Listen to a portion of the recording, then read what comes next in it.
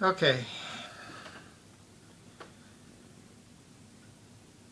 the title of this reading is Wray's Church Pews. That's W-R-A-Y,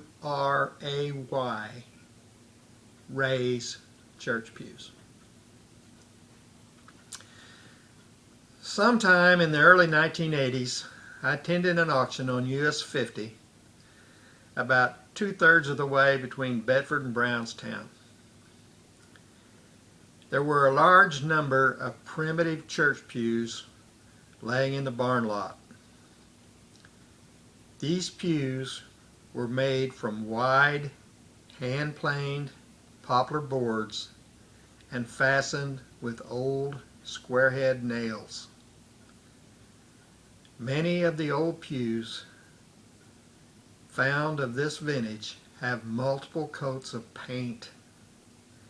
These were still in their original finish. There were two different lengths. About half the pews were 8 or 9 feet long, and the remainder were about 12 or 13 feet long. I was driving a Love pickup at the time, and because of this, I wasn't interested in the longer pews. A decision I have since come to regret. Another feature of these pews was they had only one end. These pews were taken from an old church in western Jackson County on the road to Clear Spring, known as Wray's Church. The auctioneer explained the original church had a partition wall down the center of it. And women sat on one side of the church and the men on the opposite side. The pews were supported on one end by the wall in the center of the church, and on the other end they had a regular pew end. The auctioneer announced he had been left a bid on all the pews, and he would sell choice pew to anyone who wanted one, with the bid starting at $10. He managed to sell a few for $18 to $20, but then the local interest began to wane. I finally got the bid for $11 and chose the remaining 15 pews of the shorter variety. The longer pews were sold to the absentee bidder for $10 each. This bidder turned out to be Doug Jenkins, who turned up late in the day and loaded his purchase on a long trailer. I had to make 3 trips to get my pews home with my Love truck. On the first trip, I lost a pew from my load as I entered the Back Creek Bridge. This pew slid across the highway between oncoming traffic and bounced off the south side of the bridge, coming to rest in the middle of the road at the west end of the bridge. Fortunately, I managed to drag it out of the road and get it reloaded without causing an accident. I'm going to stop there for a minute. The Back Creek Bridge goes across Back Creek as it runs under US 50 about 10 miles east of Bedford, Indiana. And if you're coming west towards Bedford, you come around a long sweeping curve to the right, and you're coming downhill as you exit that curve, into the bridge. And these pews were too long for my S10 truck, and I had them piled in there every which way and tried to rope them in, but hadn't done a very good job. And one of the pews at the back of the truck that was on top got out from under the rope and came off my truck as I came around that corner. And I come around the corner and started to straighten out and go downhill into the bridge, and I saw that daggone pew in my rearview mirror come swinging out over the side of my truck, and off it came and hit the highway. And I tried to stop and keep it from coming off, but it wasn't working out. And by putting on my brakes and slowing down and trying to get out of the road, the pew actually passed me, and I got stopped, and the pew, as I said, as I read that, slid down the road, and there's cars coming eastbound at me. 2, maybe 3 vehicles coming toward me, and that pew barely missed the first one, went behind it, in front of the next one. It slowed down enough to get missed, and then sped up enough to get out of the way as it hit the south side of the Back Creek Bridge and bounced back out and missed the next vehicle coming and slid in the road, and right before it got off the bridge it stopped across the center line of the road. And you know, my heart's thumping. I'm sure that I'm going to cause an accident. My insurance company's going to go crazy. Maybe somebody's going to get hurt. But praise God, no one hit anything, and I got started up again and got out through the bridge, off on the shoulder on the west side of the bridge, managed to get hold of that pew, drag it out of the road before anyone else came along, got it loaded up, got home with my pews, and then 2 more loads to get the rest of them home.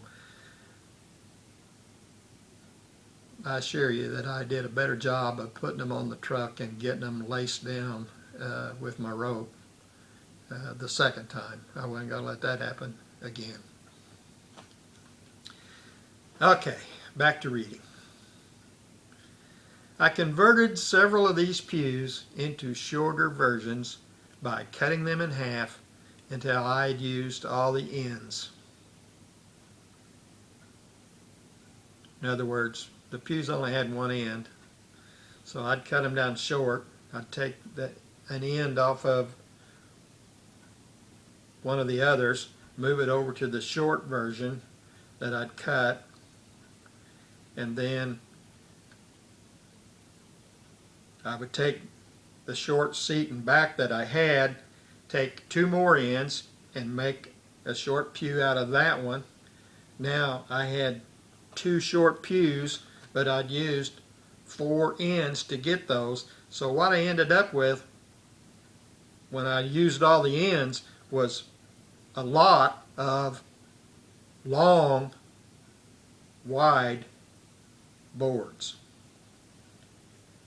Yellow poplar, hand planed.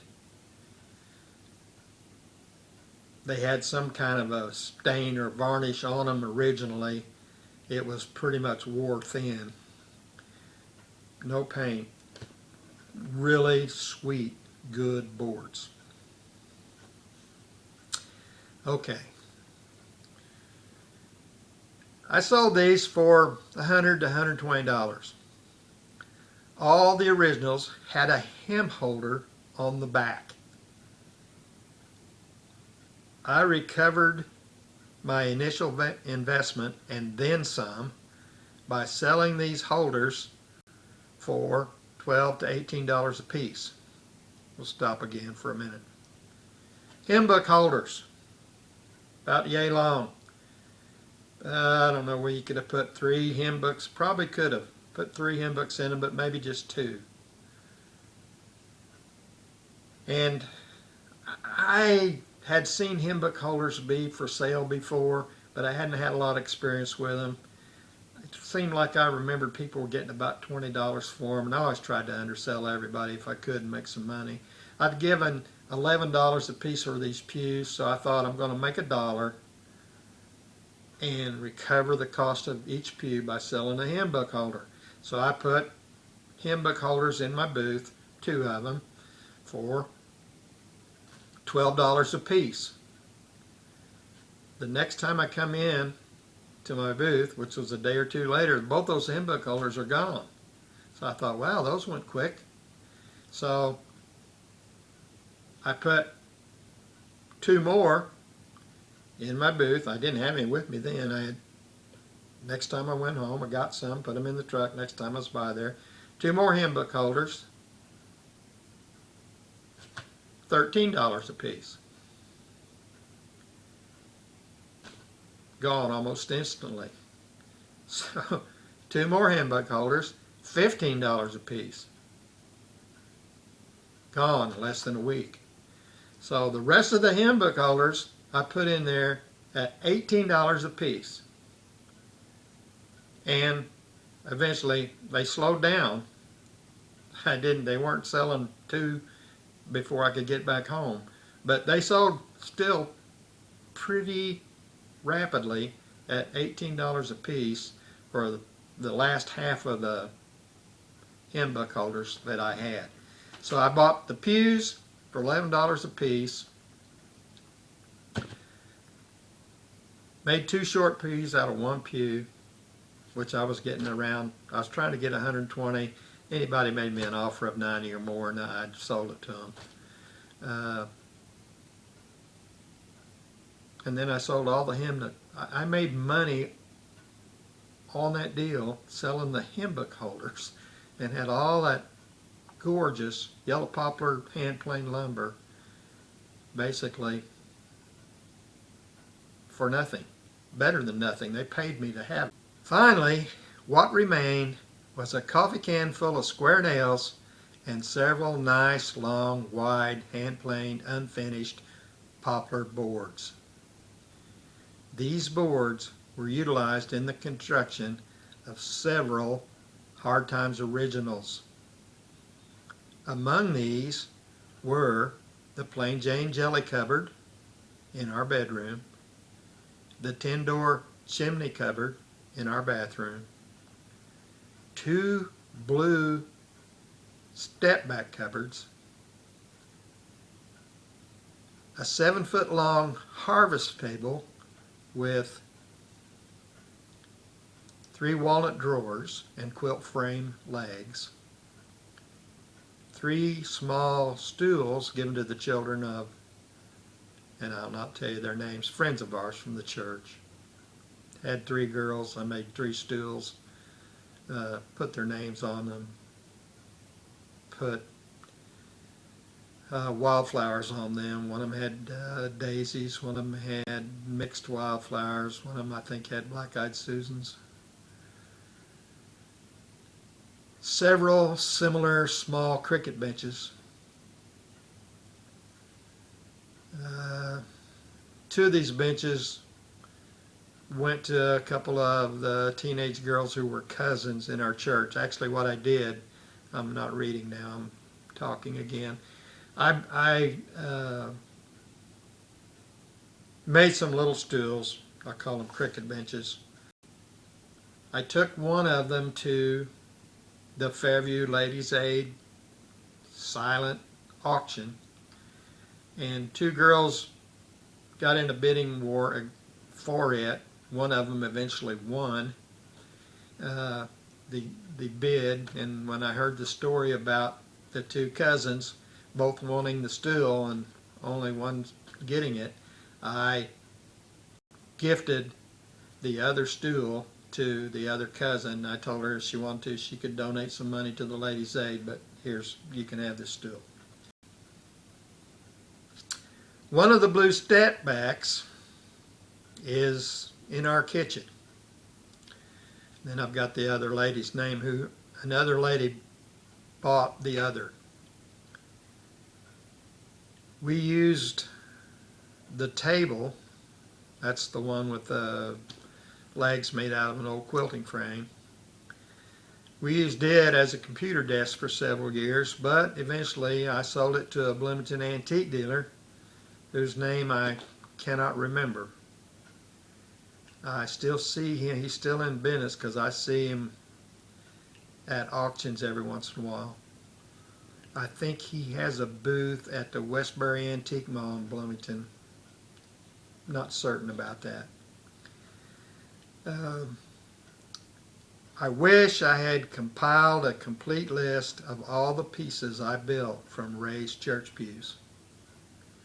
I know there were several tables, cupboards, and boxes which I can't remember the specific details and the eventual ownership. Wray's church is still standing, but services are not being held there.